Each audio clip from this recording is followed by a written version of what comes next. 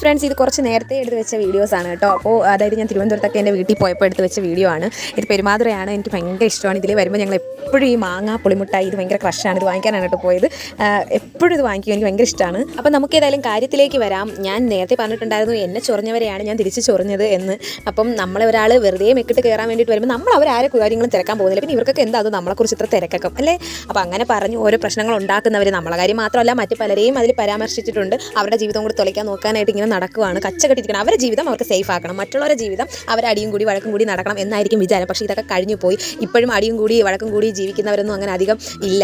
പക്ഷേ എന്നെ സംബന്ധിച്ചിടത്തോളം എനിക്കിപ്പോൾ 3 കൊച്ചുങ്ങളായി. എനിക്ക് അടി കൂടാനും വഴക്കൂടാനുള്ള ടൈം പോലും കിട്ടുന്നില്ല. കാരണം എനിക്കിപ്പോൾ എൻ്റെ വിദ്യാഭ്യാസം, എൻ്റെ ജോലി, അങ്ങനെയാണ് ഞാൻ നടക്കുന്നത്. അപ്പോൾ ഞങ്ങൾ തമ്മിൽ, ഞാൻ എൻ്റെ ഹസ്ബൻഡ് തമ്മിൽ അങ്ങനെ മീറ്റ് ചെയ്യുന്നത് എന്നെ വൈകുന്നേരത്തായിരിക്കും. അപ്പോൾ അതുവരെ ഞങ്ങളിങ്ങനെ ഓരോ കാര്യങ്ങളായിട്ട് തിരക്കിലാണ്. എൻ്റെ ഹസ്ബൻഡ് ഓട്ടം പോയിട്ട് വന്ന് കയറുമ്പോൾ ഒരു വൈകുന്നേരം രാത്രിയാവും. പിന്നെ നമുക്ക് എവിടെയാണ് വഴക്കൂടാനൊക്കെ സമയം. നമ്മൾ ചുമ്മാ വല്ലതൊക്കെ പറഞ്ഞ് ഇതുപോലെ വല്ലതൊക്കെ കറങ്ങിയിട്ടൊക്കെ വരും. അപ്പോൾ ഇതൊക്കെയാണ് നമ്മുടെ റൊട്ടീൻ. പിന്നെ മറ്റുള്ളവർ ലൈഫ് നല്ല സെറ്റിലായിട്ട് ജീവിക്കുന്നു എന്നൊക്കെ പറയുന്നുണ്ടല്ലോ. അതൊക്കെ നമ്മുടെ വെറും ഔദാര്യം മാത്രമാണ്. കാരണം ഇവരുടെ ഫ്ലാഷ് ബാക്ക് മൊത്തം ലോകം മൊത്തം അറിഞ്ഞു കഴിഞ്ഞാലുണ്ടല്ലോ, സത്യം പറഞ്ഞാൽ കളഞ്ഞിട്ട് പോകും. സത്യം പറഞ്ഞാൽ ആരും കൂടെ ജീവിക്കില്ല. അങ്ങനത്തെ ഫ്ലാഷ് ബാക്കാണ്. അപ്പം അതൊന്നും നമ്മൾ ആ ലോകം മൊത്തം കൂവാൻ നിൽക്കാത്തതുകൊണ്ടാണ് ഇത്രയും നല്ല സേഫായിട്ട് ജീവിക്കുന്നത്. അതുപോലെ നമ്മളെയൊക്കെ ഇതേപോലെ കൂവിക്കൊണ്ട് നടക്കുന്നതുകൊണ്ടാണ് ഇങ്ങനെയൊക്കെ ഓരോന്നും എനിക്ക് പ്രതികരിക്കേണ്ടി വരുന്നത്. അപ്പോൾ വായും വെച്ച് മിണ്ടാതിരുന്ന ആർക്കും ആരെയും പല്ലിക്കുത്തി നാട്ടിക്കേണ്ടി വരത്തില്ല എന്ന് ഞാൻ പറയുന്നു. എൻ്റെ കാര്യങ്ങൾ ഇതുപോലെ മറ്റുള്ളവരുമായിട്ട് ചർച്ച ചെയ്യുന്ന ആ സമയത്ത് സ്വന്തം കുടുംബത്തിൻ്റെ കാര്യം ശ്രദ്ധിച്ചാൽ സുഖമായിട്ട് കുറച്ചുകൂടെ ഹാപ്പി ആയിട്ട് പോകും.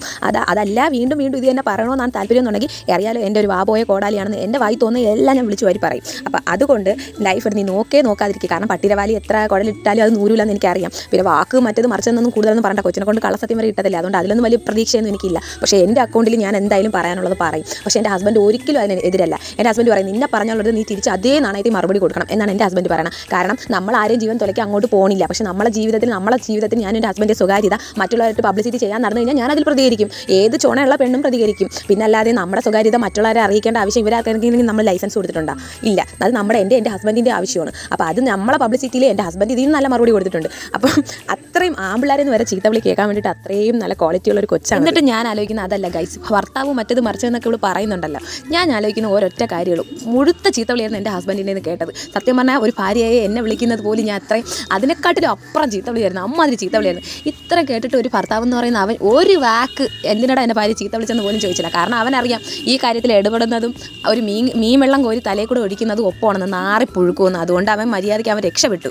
അപ്പം എൻ്റെ ഭർത്താവ് ഇനി എന്നെങ്ങാനുമാണ് പറഞ്ഞിരുന്നതെന്നുണ്ടെങ്കിൽ എൻ്റെ ഭർത്താവ് എപ്പോൾ പുറത്തെ ചീത്തവിളി കൊടുത്ത നേരത്തെ വേണമെങ്കിൽ കയറി ചെന്ന് അവൻ്റെ കവാലടിച്ച് പൊട്ടിച്ചേനായിരുന്നു.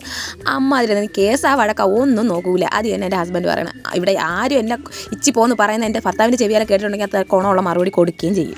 ഞാൻ ഒരു കാര്യം മറ്റേ കഴിച്ചു വേറൊരു കാര്യം എനിക്ക് ചിരിയാണത്. എൻ്റെ പേര് കേൾക്കുമ്പോൾ ഛർദിൽ വരുന്നതാണ്. അതിനെക്കാട്ടി എനിക്ക് വയറിളക്കമാണ് എനിക്ക് ഓർമ്മ വരുന്നത് മറ്റുള്ളവരുടെ പേര് കേൾക്കും. കാരണം ലോകത്തോളം ആമ്പിള്ളേർക്ക് ഒട്ടും ഇഷ്ടപ്പെടാത്ത, സത്യം പറഞ്ഞാൽ മുഖ്യ ആമ്പിളർ വെറുക്കുന്ന ഒരു പേരായിരിക്കും സത്യം പറഞ്ഞാൽ ഈ ഒരു പേര്. ഇവിടെ വെറുക്കുന്ന എത്ര ആമ്പിളരുണ്ടെന്ന് ആദ്യം കണക്ക് കൂട്ടിയിട്ട് പറയാൻ പറ. അവൻ്റെ പേര് ഇഷ്ടപ്പെടാൻ അവൻ്റെ ആര് പോകാൻ പറയാൻ ഇഷ്ടപ്പെടാൻ ഒരുപാട് പേരുണ്ട്. അതൊന്നും അല്ലേ എൻ്റെ സംശയം. ഇഷ്ടമല്ല എന്ന് പറയുകയും ചെയ്യും, എന്നാൽ നമ്മളെക്കുറിച്ച് അങ്ങ് തിരക്കുകയും ചെയ്യും. പിന്നെ എന്തായാലും ലാസ്റ്റായിട്ട് ഒരു കാര്യം പറയാം. ഞാൻ എന്ത് ചെയ്യുന്നു, എൻ്റെ ഹസ്ബൻഡ് എന്ത് ചെയ്യുന്നു, എൻ്റെ മക്കൾ എന്ത് ചെയ്യുന്നു, ഞങ്ങൾ എവിടെ പോകുന്നു തിരക്കാതെ സ്വന്തം കാര്യം നോക്കി ജീവിക്കാൻ നോക്കാം. അപ്പോൾ tata bye bye, see U.